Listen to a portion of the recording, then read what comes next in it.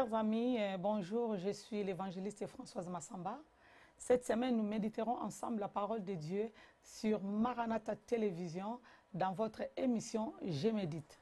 Je vous encourage à donner votre point de vue dans les réseaux sociaux. Mais avant de commencer, nous voulons recommander ces moments entre les mains du Seigneur. Prions le Seigneur. Éternel, notre Dieu, notre Père, nous voulons encore te dire merci en ces jours où nous voulons, Seigneur, méditer ta parole. Seigneur, je confie, Seigneur, ton peuple qui est assis, présent devant cet écran pour écouter ta parole.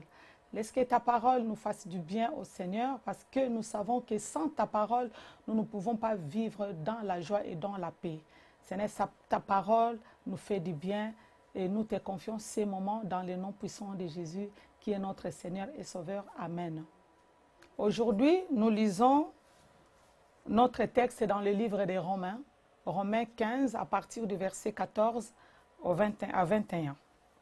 Pour ce qui vous concerne, mes frères, je suis moi-même persuadé que vous êtes pleins de bonté, remplis de toute la connaissance et capables de vous avertir les uns les autres.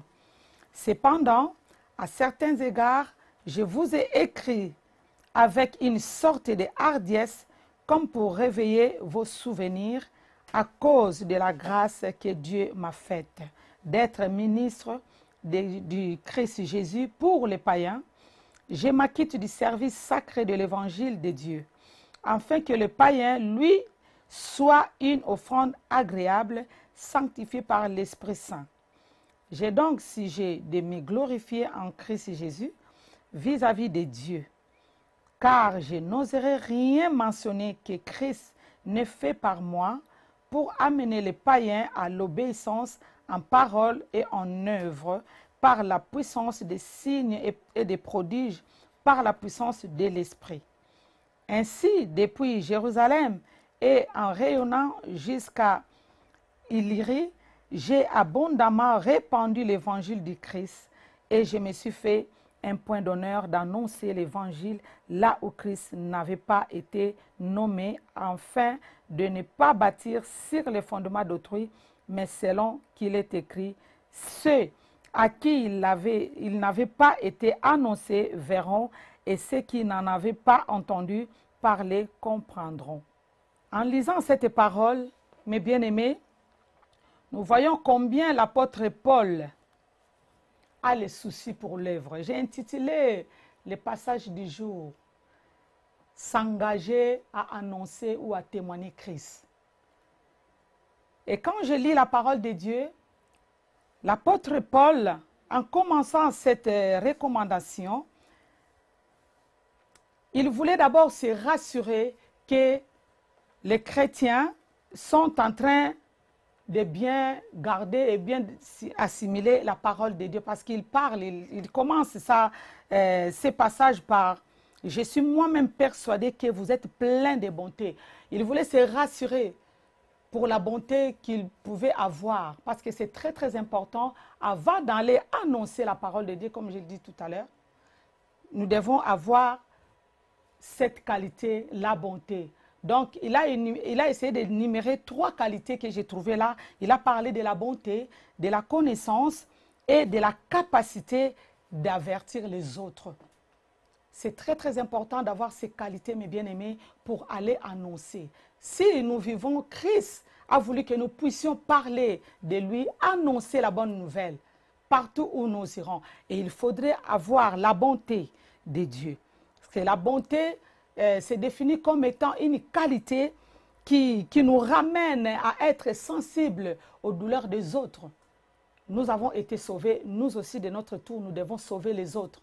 Voilà pourquoi l'apôtre Paul insiste sur cela, sur cette qualité, la bonté, et sans oublier la connaissance. Il faut avoir la connaissance de Jésus-Christ, comment il nous a sauvés pour aller l'annoncer aux autres et être capable d'avertir les autres qui sont encore dans le monde, qui sont en train de vivre encore comme des païens.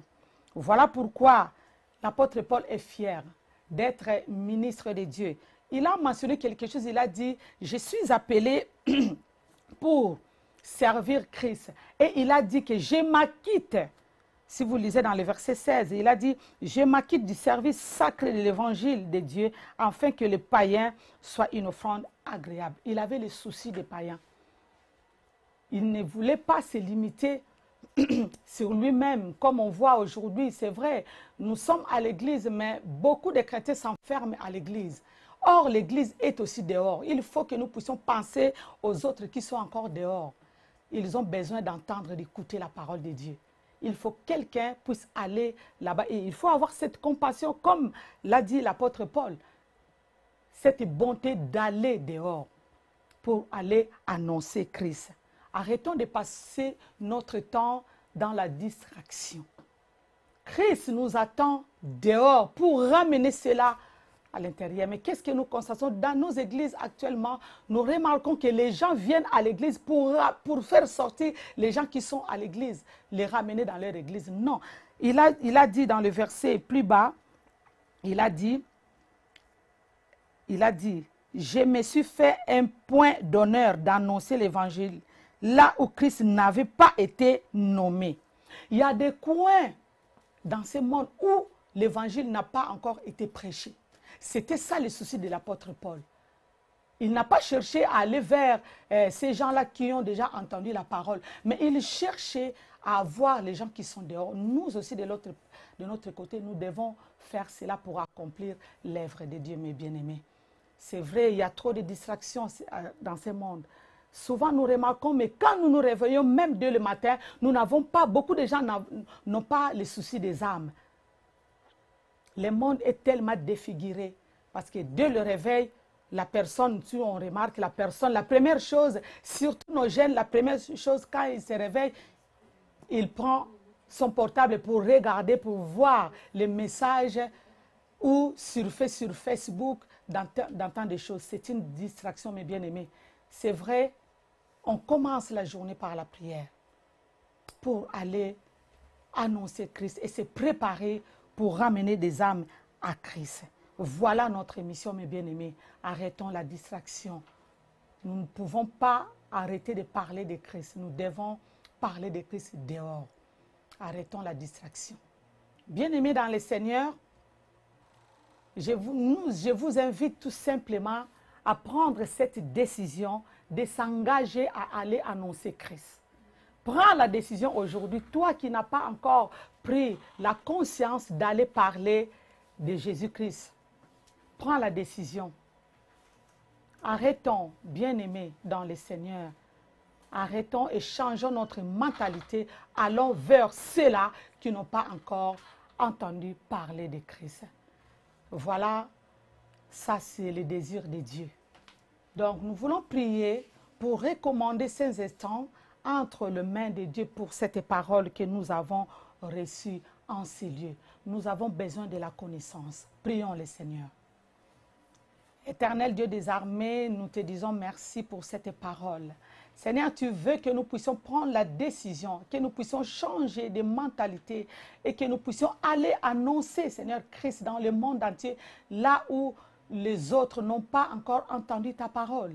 Seigneur, aujourd'hui, Seigneur, nous voulons nous engager à te témoigner partout dans le monde entier, à annoncer la bonne nouvelle pour ramener tous ces peuples qui ne connaissent pas encore Jésus-Christ, ces brebis perdues, qu'ils puissent revenir dans la bergerie. Seigneur, nous te disons merci, nous te demandons de nous donner encore la force, de nous accorder ces cœurs remplis de bonté, Seigneur.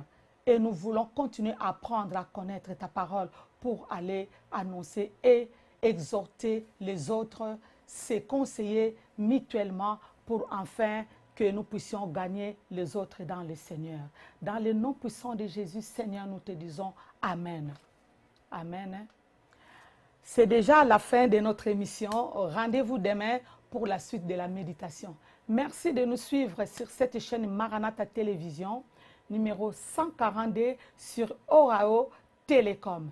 Je vous invite à vous abonner à notre web TV sur YouTube et à apporter votre commentaire. Soyez bénis, à demain.